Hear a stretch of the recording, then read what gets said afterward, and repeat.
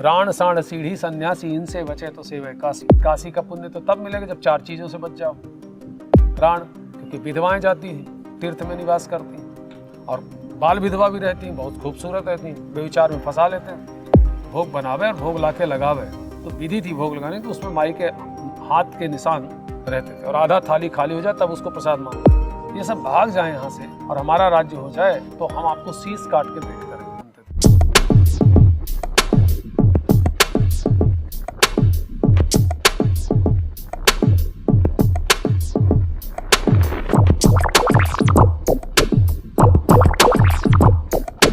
राण साण सीढ़ी सन्यासी इनसे बचे तो सेवे काशी।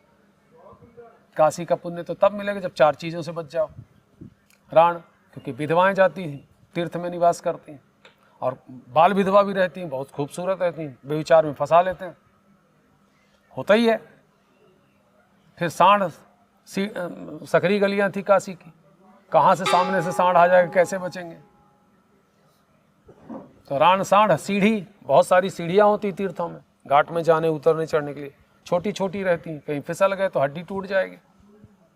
और सन्यासी, सन्यासी गुरु बन करके लोगों को चेला बना रहा है। खुद शिखा सूत्र परित्यागम कसाय वस्त्र धारणम दंडक ग्रहण मात्रेन नरो नारायण भवेत। खुद प्रेत बन गया पिंडदान करके।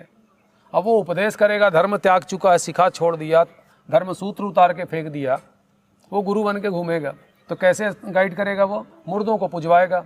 ये जो समाधि पूजा वाला आया, हम मुसलमानों को बोलते हैं कि आप मजार पूजवाते हो, ये बाबांस तो आया। बाबा लोग क्या करते थे, उनके गुरुजी मर गए, उनको गाड़ दिया, उसके पर एक शिवलिंग रख दिया, उसी से पूजा कराना चालू कर दिया, उसके बाद एक मंदिर बना दिया। पुरातत्व विभाग में जाके देखिए, सारे जितने समाधियाँ हैं वो सब पुरातत्व में साधुओं के वो है समाधि। उसकी पूजा करने से क्या फल मिलेगा? जो भूत को भजेगा वो भूत को प्राप्त होगा। हरि को भजे सो हरि का होई। जो गणित का किताब पढ़ेगा वो केमिस्ट्री का ज्ञान नहीं करेगा, और एक दिन चलता फिरता गणित का किताब हो जाएगा यदि गणित की किताब के साथ बैठेगा तो जो भूतों को पूजेगा वो भगवान को कैसे पाएगा? तो मुक्ति उसके लिए संभव नहीं, क्योंकि भूतों को भजने वाला सिद्धि को प्राप्त कर सकता है, लेकिन भूतों को भजने वाला कभी भगवान को नहीं प्राप्त कर सकता। इसलिए हमारे धर्मशास्त्र और ब्राह्मण सिर्फ एक ही चीज बताते हैं कि भगवान की ओर चलिए, क्योंकि परम लक्ष्य परमात्मा है। और सभी देखें, सनातन धर्म में जो भी मरता है उसके आखिर जो वंशज हैं वो लोग गया जी लेके जाते हैं, क्योंकि सभी तीर्थों में पिंडदान कर सकते हैं, लेकिन गया श्राद्ध करने के बाद में मोक्ष पद प्राप्त होता है, क्योंकि वो भगवान का विष्णु पद है। और जब तक जीवात्मा भगवान के चरण में नहीं जाएगा उसकी मुक्ति संभव नहीं। तो 51 शक्तिपीठों में 29वां पीठ है। तो यहाँ पे आगमिक जो पूजा पद्धति है, यानी तंत्र मंत्र जागरण, वो भी बहुत सारे। आज से 200 साल पहले नागा जो होते थे साधु, वो सब तांत्रिक हुआ करते थे, भयंकर व्यभिचार करते थे, महिला रखना, शराब पीना, मांस भक्षण करना, ये सब करते थे। तो उस समय बीनू राम जी महाराज थे। बीनू राम जी के महाराज के समय में उन्होंने माई से बदना बधा कि हे माई, यदि अगर हमारा इसमें विजय श्री मिल जाए और ये सभी नागा यहाँ से भाग जाए, व्यभिचारी मंदिरों में बैठे थे सब, ये सब भाग जाए यहाँ से और हमारा राज्य हो जाए तो हम आपको शीश काट के भेंट करेंगे। तो उसमें युद्ध हुआ। तो उनके पास में विद्या थी, कला थी कि वो माहुर लगा के, जहर होता है जंगल में, माहुर लगा करके बाण से मार दिया। तो उसमें उनका जो भाई था लखिया पंडा, मारा गया। बाद में विजय श्री मिली तो उन्होंने मंदिर के अंदर जा करके शीश काट करके भाई को भेंट किया पूजन के लिए। अच्छा, मंदिर के दरवाजे में अंदर से कुंडा नहीं है, हाँ अंदर से कुंडा नहीं, बाहर से ही है। वो ऑटोमेटिक दरवाजा बंद, और जैसे जब उनका सिर जुड़ गया तो ऑटोमेटिक दरवाजा खुल गया। फिर वो कुंड, पहले कुंड से ही नर्मदा जी का जल ले जाके स्नान कराते थे, इसी कुंड से, ये इसी के पानी से पहले भोग बनता था। ये लोग नहाने लगे थे इसमें, पहले स्नान करते तो साकाल कर्म करते थे, इसलिए यहाँ से बंद कर दिए थे। बाद में स्नान यहाँ का बंद करवाए।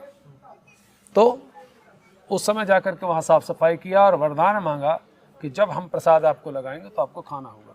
तो हलवे का प्रसाद लगता है प्राचीन व्यंजन, और पहले तब तक चला है 30 साल पहले तक, यानी आप मान के चलिए कि 97, 93, 94 तक ये चला है कि थाली जब जाती थी तो पानी सींचते हुए जाते थे, और उस समय यहीं स्नान करके पंडा और जल लेकर के जाता था, भोग बनाता था, और मुंह में कपड़े बांध करके भोग बनावे और भोग लाके लगावे, तो विधि थी भोग लगाने की, उसमें माई के हाथ के निशान रहते थे और आधा थाली खाली हो जाए तब उसको प्रसाद मानते थे। यदि नहीं लगा तो उसको गाड़ दो, दूसरा बनाओ, फिर लीपो पोतो गोबर से और फिर सामग्री निकालो, फिर बनाओ उसी विधि से और फिर माई को भोग लगाओ। तो एक बार विधि के भी बारे में बताएंगे क्या? जैसे खाना बनाते हैं तो उसके लिए भी कितना पवित्रता रहता है? नहीं, इसमें तो गोबर से लीप करके बनेगा। तो सबसे पहले पंचग्रास अग्नि में होत्र, हमारे यहाँ अग्निहोत्र आवश्यक है ना, क्योंकि अग्नौ तिष्ठत ब्राह्मणा नाम हृदय तिष्ठते मनीष नाम मूर्ते सुप्रबुद्धा नाम सर्वत्र विजितात्मा नाम। ब्राह्मणों का जो देवता है अग्नि में, तो अग्नि आवाहन पहले जरूरी है। तो वो जो हलवा बनाया उसको पहले अग्नि में आहूत, उसके बाद में माई के लिए आता था। और यहाँ आने के बाद जो विधि है वो बड़ी पवित्रता के साथ में है। उसका प्रोक्षण करना, फिर उसके ऊपर गायत्री मंत्र का जप करना, उसके बाद में पुष्पाच्छादन करना, फिर उसके बाद मत्स्य मुद्रा का प्रदर्शन करना, उसके बाद देवता को अर्पित करना, फिर मूल मंत्र का जाप करना, उसके बाद में ग्रास मुद्रा प्रदर्शित करना, उसके बाद में अर्घ देना, उसके बाद आचमनी जलाकर जल से मुख प्रक्षालन करके भोग की विधि होती थी। और उसकी प्रक्रिया आधे घंटे की भोग लगाने में। और ऐसे जागरण का है, माई को हम बिस्तर लगा दें तो सो जावे, तो उसमें पहले द्वार पूजा से शुरू होता था। द्वार पूजा, द्वार में देवता हैं 8, उनकी पूजा करने के बाद पीठ देवता है 9 पीठ देवता के बाद में 16 अंग देवता, 16 प्रत्यंग देवता, फिर उनके 8 परिवार अर्चन हैं, फिर उनकी शक्तियों का पूजा और फिर 10 दिक्पालों की पूजा। ऐसे नित्यक्रम से करने से वहाँ पे देवी जागृत रहती थी। अभी 30 साल से भ्रष्ट है वो। ये 30 साल से क्यों नहीं हुआ है? नहीं होता पूजा पद्धति, क्योंकि वैदिक लोग पूजा कर, वैदिक पूजा का विधान तो यहाँ नहीं है। तंत्र पूजा है, पीठ है, शक्ति पीठ है। तो हमारे यहाँ की भाषा फ्रांस में नहीं चलती, फ्रांस की भाषा हमारे घर में नहीं चलती। ऐसे तंत्र पीठों में वैदिक नहीं चलेगा, वैदिक पीठों में तंत्र पूजा नहीं चलेगा। पौराणिक मंत्र कहाँ पर लगेंगे, कहाँ नहीं लगेंगे। मंत्र हैं तो मंत्रों का भी तो ज्ञान होना चाहिए कि मैं अगर बैगों के पास में जा कर के और अंग्रेजी भाषा में बात करूंगा तो उनसे मार खाऊंगा या बचूंगा वहाँ से। और ऐसे ही मैं जा कर के हमारे अमरकंटक की भाषा अंग्रेजों से बात करूं, इंठे उंठे खाए रहे कि नहीं खाए रहे, कुछ करे नहीं, वो क्या समझेगा? भैंस के आगे बीना बाजे खड़े भैंस पुगराए। तो अपनी अपनी भाषा है।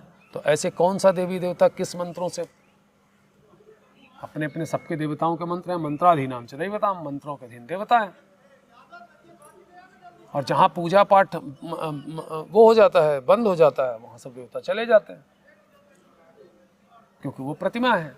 प्रतिमा में प्रतिमान है, न कि प्रतिमा भगवान है। वो तो नित्य उसकी सपर्या होगी, तब तक वो बैठे रहेंगे।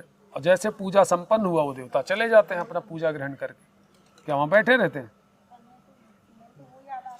मंत्रों के अधीन देवता है।